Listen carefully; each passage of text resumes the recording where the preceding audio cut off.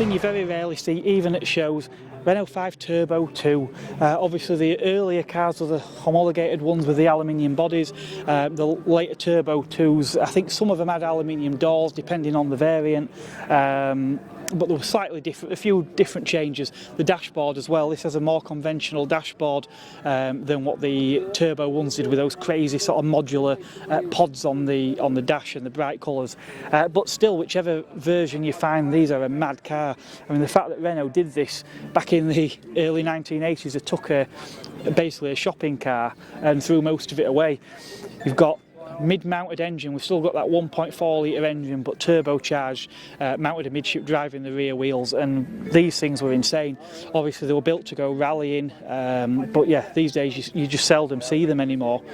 Obviously it did spawn another car that's parked next to it, the Renault Clio V6, so it took Renault a few generations to make another mid-engined hatchback, but yeah, they went ahead and did it. But of course with the Clio, rather than going for that small capacity turbocharged power plant, they went for a normally aspirated engine, upped the capacity to 3 litres and went V6. This is obviously one of the original V6 Clio, so the Phase 1 as it's known. So we've got the Phase 1 front end, the headlamps, the grille, etc. Obviously the Phase 1 interior as well. Still got this mad wide bodywork though, and the Oz Super Turismo wheels on there as well. These earlier cars I think were about 230 horsepower or thereabouts, as I say, from the 3 litre V6 24 valve engine. There are some Phase 2 cars here as well. They got a slight power boost up to about 255 horsepower, but there were obviously other changes as well. Don't take this as gospel, but I seem to think I read somewhere that the Phase 2s actually had a slightly longer wheelbase. Now I know these Phase 1 cars did have a reputation for being very, very tricky to drive on the limit. Even the Phase 2s can be a bit of a handful, but Phase 1s in particular, apparently even a trained racing driver could get caught out with these. I'm here displaying with the Renault Owners Club today, but it's not just Renaults here, but Autos de France. We've got a couple of 205 CTIs here, one of them with a roll cage. In fact, I've never seen a CTI with a roll cage before. I've seen a GTI with one, but not a CTI. One here that looks a little bit more standard, and yeah, definitely a nice looking car. I'll admit though, as good as the GTIs are, I've always had a bit of a hankering for the XS. The XS, or I think it was the GT in the 5-door versions, from the front end actually did look quite a lot like a GTI with this sort of deeper front valance and these fog lamps. We just didn't have the wheel arch spats, and the side rubbing strips are a little bit different. But interior wise, yeah, very similar. A 1.4 litre engine, and I think these had a close ratio gearbox. By all accounts they're actually quite sprightly, and on a B road probably not really that much slower than a 1.6 GTI, truth be told. Unsurprisingly, being such a popular car, there are quite a few Peugeot 205s here today. Though, speaking from experience, one of the nicest I've ever seen is this one here, and the reason I say this particular car here, this 205 Mardi Gras, is because I've actually driven this car. I've reviewed it on the channel before, so I will be leaving a link in the video description to that if you want to check that one out a bit later on. But yeah, Mardi Gras were one of the run-out models. 1100cc engine, 5-speed gearbox, quite a nice upholstery, a few other little things in there, electric windows, but it just a really good, honest, pleasant little car to drive. And yeah, of the cars I reviewed that year, pretty much everything else was either luxury cars or sports cars, but there was something very satisfying about this little 205, and you can really see why these cars were as popular as what they were. So we also have not one but two of these original Mark I Renault Twingos.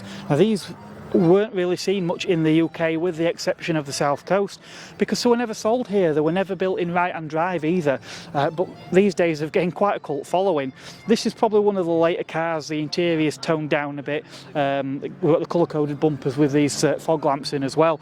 But the very early cars, we used to get some really sort of bright exterior body colours, purples, that sort of thing, and the seats as well. Again, in this car a little bit more toned down, but in the early ones there was some really sort of bright, vivid, typical 90s sort of interiors.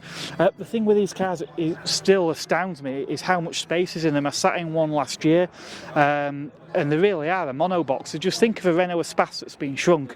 In fact, there are cars probably from the class above that feel far less spacious inside than these. And in fact, the owner of the car I sat in previously was about 6 foot tall, and he had plenty of room in there. Because it's not just Renaults from the 1990s we've got here today. David's got this Renault 4 van. Now, the Renault 4, incidentally, was it last year celebrated 60 years, didn't it? 2021, 2 years ago. 2 years ago, yeah. So yeah, that long ago even. But yeah, obviously this one's a little bit later than that, but as I said, what's special about this as well, it's a van variant. So I don't know a great deal about these. What can you tell me of interest? So it's 1985 Renault 4 F6 van, which is basically car to the windscreen forwards. Okay. Everything else is obviously bespoke to the van. Even the windscreen is different to the car. Otherwise, it's pretty much standard. It's never been restored. It's had a little bit of paint. It runs Renault 5 engine and carb, wheels, and a few other little bits and pieces, which just make it a little bit more livable with. Yeah. The standard. What's that, the 1108 engine, is it? Yes. Yeah. It had an 1108 engine as standard, but the 5's had a bigger carb, Okay. different manifold and what have you, and it gives you about a bit extra 9 brake horsepower. Right. With the 5 stuff on it, which it's not a lot, but in a Renault 4 it is a lot. It is on an engine that were about 40 odd horsepower to start with, though. Yeah. I think there were 34 to start with, something like that. Then it gives it about 45, so it still isn't quick. I had an 1108 Renault 5, and I think they were about 47 horsepower or something like that. Yeah, because the van's had a different gearbox to the car. So Yeah. it's quite a close ratio gearbox, is that the right thing? Yeah, maybe. Yeah. Which does mean it'll accelerate reasonably quickly, but it runs out of speed at about 60. And more crucially for a van, it'd have been better for keeping it in the torque. Yeah, it is reasonably torquey. Yeah. It'll pull away quite well. But yeah, it's not a motorway vehicle. No. Thinking about it, the Renault 4 was an ideal vehicle to build a van on anyway, weren't it? Because, I mean, I remember those old film reels where they took the Renault 4s across like Africa and places. Oh, yeah. They were really rugged, I mean, even in car form, they were incredibly versatile, weren't they? Because they were a hatchback as well, unlike a 2CV, weren't they? They were. Oh yeah, it's a really, really practical thing. I mean, for a van from the 1980s, you can actually get a pallet in the back. Yeah. If you so desire, but yeah, you can get a Euro pallet in the back of these, which it does make it a really practical, useful thing. Yeah. It doesn't get a lot of use like that, but occasionally it's nice to be able to just use it for throwing stuff in. Yeah, definitely. So that's why we bought it originally, but yeah, it's never really had that use. It's always been babied, really. I suppose as they get older and rarer and potentially more valuable, you're less inclined to want to use and abuse them. That's the thing. Yeah, I mean, there's something like 20 right-hand drive F6 vans left. Right. There's loads of left-hand drive. But yeah, it's a rare thing these days, and they have become ridiculously valuable almost. Yeah. I mean, I've been offered quite a lot of money for it, and I wouldn't sell it because I've had it forever. Yeah. But also, I don't know, I can't see it's worth that. I love it, but I mean, somebody offered me 10 grand for it, which just seems madness to me. Yeah. But, you know, if that's what they're worth. Well, yeah. I suppose these had to soldier on until the Renault Extra then, wouldn't they? Yes. Yeah, and come to think of it, I can't remember the last time I saw a Renault Extra, so... No, you don't see many of them now, no. No. No, but yeah, I think they carried on, UK finished with them in about 86, I think they carried on in France till about 88 when the Extra came out. Yeah. Thereabouts anyway. Yeah. But yeah, no, it is a useful van, it's a nice easy van to drive and nice easy thing to live with. Yeah. The good thing with these is you can get everything for them still. There's not a lot you can't buy. Right. So the parts backup on them's brilliant. Oh, well, that's good, because I know having a 90s French car, it's an absolute nightmare. I can never find anything I need. Yeah. So. No, I found that it's easier to get bits for this than I've had 90s Twingos, and it was harder getting bits for the Twingos than it was for this. So there you go, top tip, if you want a 90s French car, buy one from before 90s, because they're easier to get parts for. Exactly. Excellent. Yeah, okay. Well, thank you very much. No problem, thank you. Well, no surprise really, we've got a sea of Citroen 2CVs and the odd Citroen Diane here as well. But of course there are other models from Citroen's quite rich back catalogue, cars like this BX. Citroen XM, I was actually hoping to review one of these, but sadly it fell through when the owner ended up selling the car. But at some point I do hope to review one of these as well on the channel. Of course there's a nice selection of DS's as well, and a Citroen C6, which again is another car I've been hoping to try and get my hands on. I did actually interview the owner of a DS Safari at the Citroen Northern Rallye, so that's a video that's possible possibly worth checking out if you haven't seen that one already. I thought this car worthy of a quick mention. It's actually derived from a Citroen Diane, and at first I was thinking like the 2CV derived low maxers. It is something very, very similar, but as I say, based on a Citroen Diane, but this isn't a kit. This is actually a one-off that the owner basically bought a Citroen Diane and built this from the ground up. So yeah, definitely interesting to see this one here today. Now, my love affair with cars, French cars in particular, started with a Renault 5. In particular, I do remember seeing a white Phase 2 GT Turbo in one of the showrooms as a child, and that was it, I was smitten. Now, the car that Jonathan here has got is actually slightly earlier. This is a Phase 1, isn't it? Yes, Phase 1, 86 on a C. Yeah. So these are probably quite rare, because the 5s came in 84, didn't they? And the facelifted them in about 87? 88. 88? The 88 they did the Phase 1.5, which was the start of the Phase 2. Right. So, yeah, from that into that with the colour-coded bumpers and yeah, the new wheels and stuff like that. Ah, but with the same bodywork, was it? Same bodywork, but it didn't have those the little flares in the arch. Because I've seen some with these in, yeah, but colour-coded, so is that the they'll have changed, interim? They'll have put the Phase 1 under the Phase 2. Yeah. People do like them because of the detail, because they took that out on the Phase 2. Which That's right, they did, yeah. They changed the grills, didn't they, as well, on them, yeah. Front grille, front bumper's different. Yes. And as you say, under the back lights. Yeah. Back arches. I think even the front fog lamps, someone was saying he had I think it was a Phase 1 bumper, but he couldn't find the fog lamps to fit the Phase 1 bumper. Yeah, they're different. Yeah. Like they're a Cibi.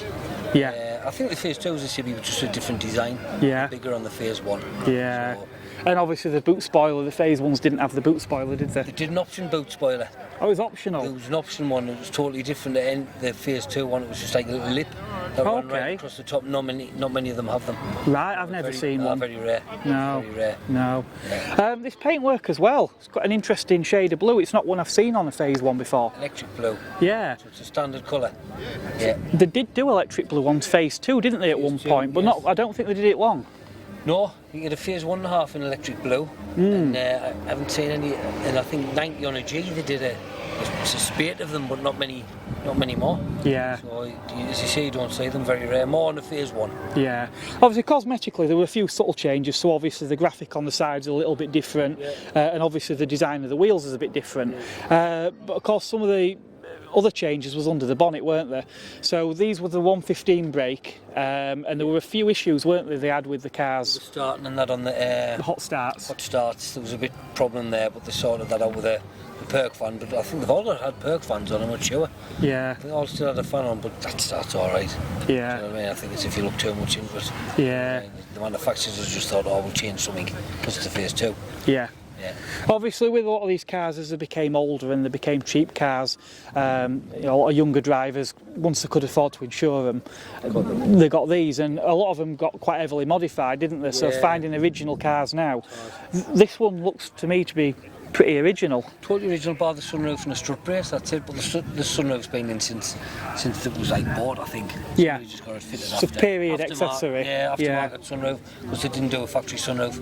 Yeah. So you'll never get a factory sunroof in Renault. Right, okay. The shells didn't do them.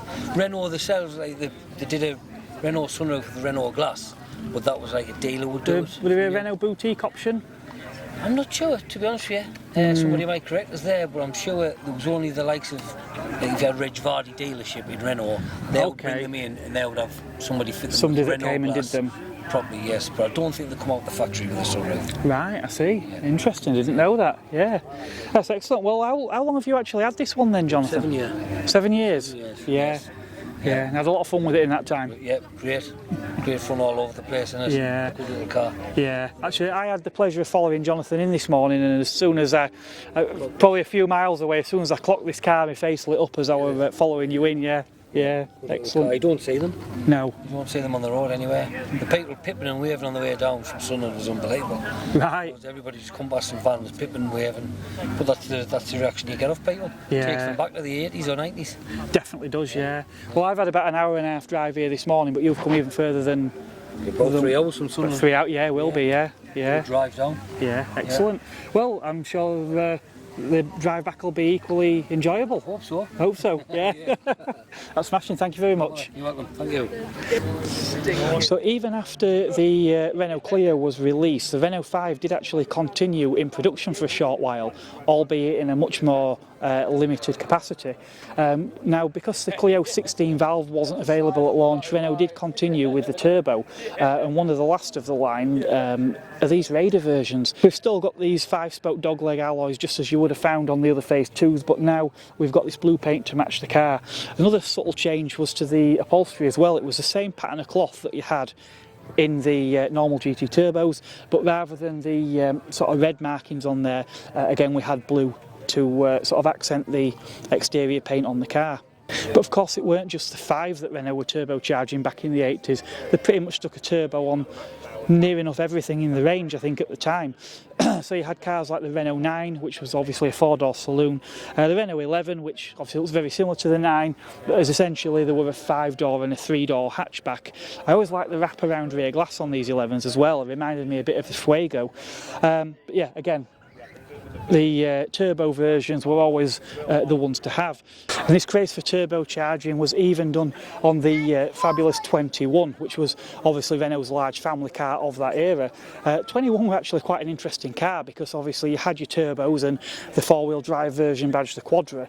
But what was really fascinating about these is depending on which sort of variant you went for, obviously they had estates, they had saloons, hatchbacks, but also with the engines they had some that had longitudinal engines, some had transverse engines, and depending which one you got, you could actually end up with cars with different length wheelbases, which were quite remarkable.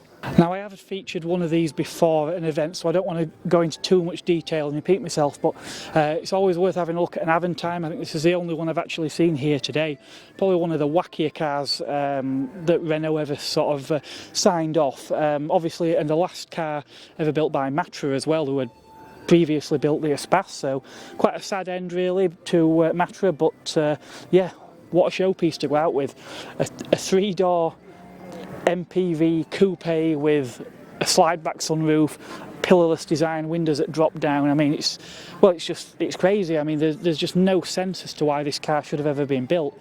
Yet I'm so glad they did, and clearly so a lot of other people. They didn't make very many of these, but there's a real dedicated group of owners and enthusiasts now for these cars. And a few years ago when they did an event, they actually, for these cars, to celebrate an anniversary, they got quite a lot of these all in one place. So it just shows there's definitely a lot of love for these. As a lifelong fan of Renault's, one car I do remember looking, in fact I think I still have a brochure for at home, is the Renault 19. Top of the tree was of course the 16 valve. Ian, you're the proud owner of this Phase 2 and you've had this for quite a long time, haven't you? Yeah, from new April 5th 1994. Wow. From Sunwing Motors at Bradford, which was the main Renault dealer. Yeah. And yeah, just kept up to it ever since. So a few bits of work done on it, but generally it's original as it came. Yeah, I take it this was at the time your everyday car. No. No, so even when it was new, it was never. No, it's because where I lived and where I worked, it was well, anything between a 50 to 80 mile round trip, depending on which base I was at. I was running around in a little Renault 5 just to scoop the miles up, which then went on to be a Clio. So this basically was days out, trips off, and European holiday, which should be 2 to 3 weeks driving around sort of France, Germany, Poland, wherever. Brilliant. So from day one, it's always been the Sunday car then, so to speak. Yeah. It's and the room in it, which I was doing a lot of cycling and sort of training in the Alps. You could get the bike, spare wheels, all your race kit in that. Because when I first looked at getting one, it was either going to be this or a Corrado. Okay. And it was just, you get a toothbrush in a Corrado and you get everything in this. I had a friend who was about 6 foot tall and he looked like Noddy driving a Corrado. It just didn't look comfortable at all. I mean, they were cool with the little pop-up spoiler, weren't they, on them? But I imagine these probably are a little bit more practical. Yeah, it's just, I actually, during lockdown, I did get a Corrado just to sort of go back, and it was a mistake, I think. Yeah. It needs finishing off, but I just prefer this far beyond anything else. Yeah, well, it sounds like quite the life with it. Certainly taking it on European trips, and that's what really the things that we all long for, isn't it? Yeah. It's so we've been going through Caen in northern France, and sort of people at the side of the road sort of pointing and waving, and it does grab a lot of attention. Even on the motorways down here, you see cars going past and passengers sort of looking back. Yeah. So it's the thing is, by modern standards, I suppose they're not really that powerful, but back in the day they were a reasonably quick car, weren't they? And the driving experience even now, I presume, still there's still quite an electrifying drive. A nice smooth drive. I was lucky in September that I picked a phase 1 up, and when I took it out for a test drive, it felt exactly the same. Right. Sort of engine gearbox really tight, and it was practically no difference, even to just the door closing. It's the same clunk. Yeah. Which you've sort of seen other cars before where you've had one. And then there's another one on the fleet, and it's just completely different. Yeah. I know Renault at the time, because obviously the 11 got a bit of flack for being a bit flaky, and obviously, I mean, I've had Renault 5s, and in the 80s Renault did have a bit of a reputation, didn't they? But when they brought the 19s out in 89, I believe it was, the part of the sort of brief was to make the car more Germanic than its predecessor. And I know, same with the Safran that came a few years later, they spent a ridiculous sum of money on the development and making that car feel a lot more solid. And obviously that sort of started with the 19, didn't it? Yeah. It's I think everybody goes to the hatchback, but even the Shimad looked good. The four-door saloon, yeah. It's always had a look to it, and obviously with the touring car, I think is it 1 or 2 seasons they did. Yes, before the Lagunas. That's right. Yeah. With Menu and Hoy. It's always looked the part there. I think that was just the kickstart for it, really. Yeah. I think the thing with the 19s, whether it was the 3-door or the 4-door saloon, especially in this blue, which is the colour you always remember them being in, they just looked classy, didn't they? They weren't, obviously you got fast Fords and they had bits stuck on them and bright colours, and same with Vauxhalls, but these were very, very understated, weren't they? It's subtle. It's just got its odd little bits like the bonnet vent, the spoiler. Yeah. And I think it's all it needs. Yeah. And it's because when I came to get this, I had a Matra exclusive. Much as I'd like to have kept it, and I should have done, when you look at what's happened to them, it's always that advert where it was Beyond Temptation. Yeah. With the priest that just sort of walks off and jumps in. I remember that advert. Yeah. And it was just so really good, and I saw that, and it's like, that could be interested in one of those. And, shot down to the dealers, and it's like, it's the car. Yeah, definitely. And probably easier to attain one of these than joining the priesthood, I would imagine. Well, that's fantastic. Well, thank you very much for your time and letting me have a look at this fantastic car.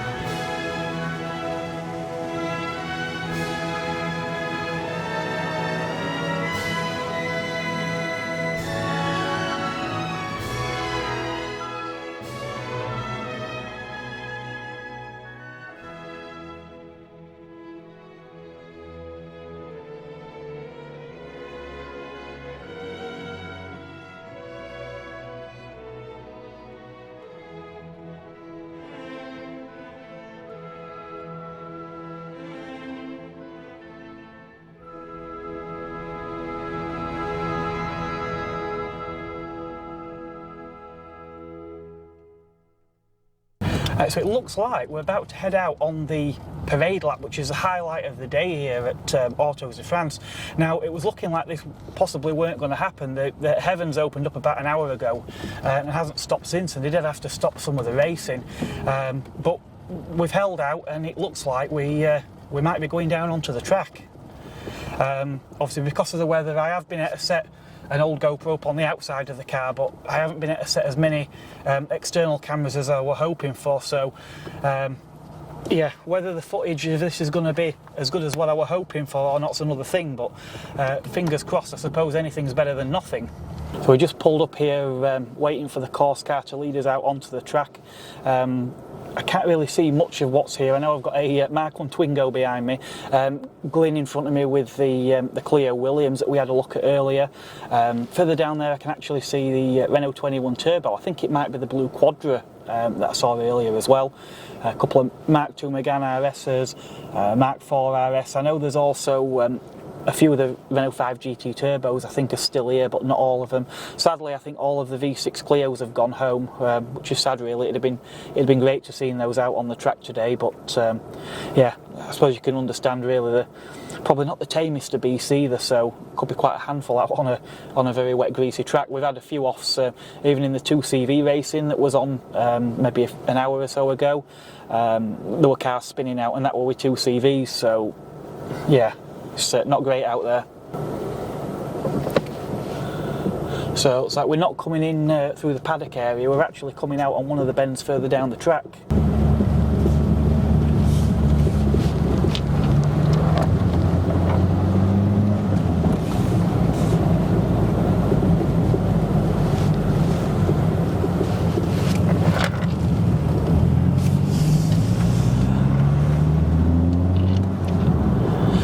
So if it's anything like the one at Brands Hatch for Festival Italia, I imagine what they're going to do is probably lead us around the track here and probably park us up on the grid side by side, get everyone lined up and then move off. As I say, there aren't really that many cars on here, so it shouldn't take them too long to get everything lined up and ready.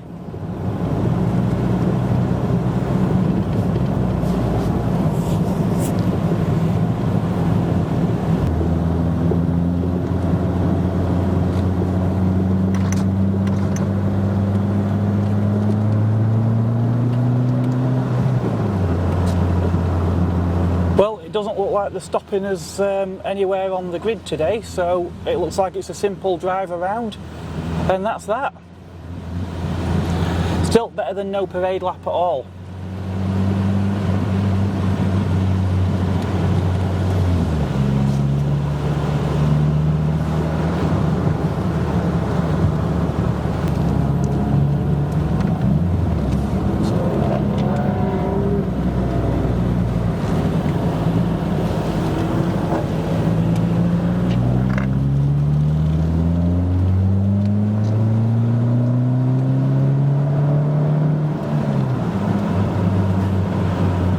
Well, the sun's coming out, but unfortunately it looks like it's just been too late in the day. I imagine we'll probably be taken off the track again shortly, so perhaps not quite the parade lap we've been hoping for, but certainly better than nothing. Despite the weather, it's still been a good day here at Oulton Park, and this is the first time they've done the Autos de France event, so yeah, definitely a good one, and yeah, I'd certainly come back if they ever held another one again. Well, I hope you've enjoyed what you've seen today. Obviously, like I say, we've had a little bit of track action with the racing earlier, the interview with obviously one of the drivers as well first thing this morning, and interviews with some of the owners of some of these fantastic cars today as well. As always, if you've enjoyed it, hit that like button. If you haven't done already, please do remember to hit the subscribe button with the bell notification, and I will catch you on the next video.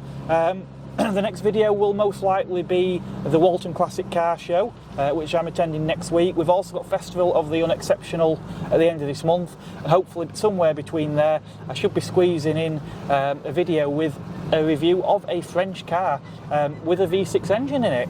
So yeah, I'll catch you on the next video.